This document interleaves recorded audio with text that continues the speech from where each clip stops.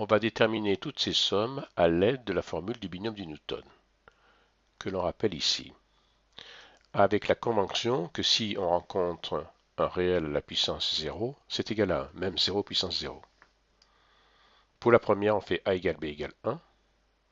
Pour la deuxième, on fait a égale à moins 1 et b égale à 1.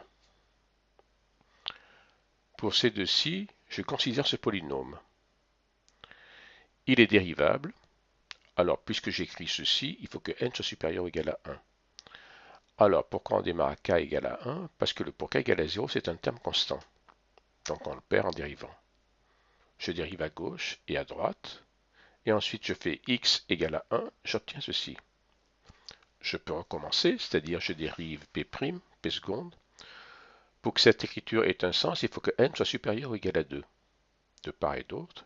Et si je fais x égale à 1, j'obtiens ceci. Alors, avec un arrangement, k égale 1 jusqu'à n de k2, k parmi n, à l'aide de ceci et de cela, attention au départ, j'obtiens cette égalité. Maintenant, pour ceci, je vois que si je fais a plus b, en fait, j'ai tous les k compris entre 0 et n. Là, ce sont les k pairs, et là, ce sont les k impairs. Donc, lorsque je fais a plus b, j'obtiens 2 puissance n. Lorsque je fais a moins b, j'ai 0.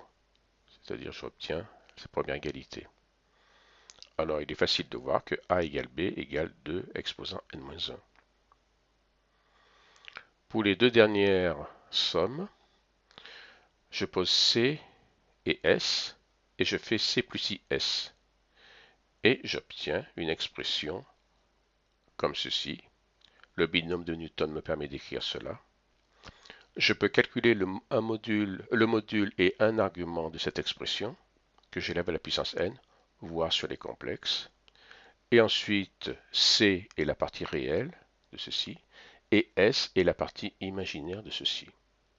D'où ces égalités.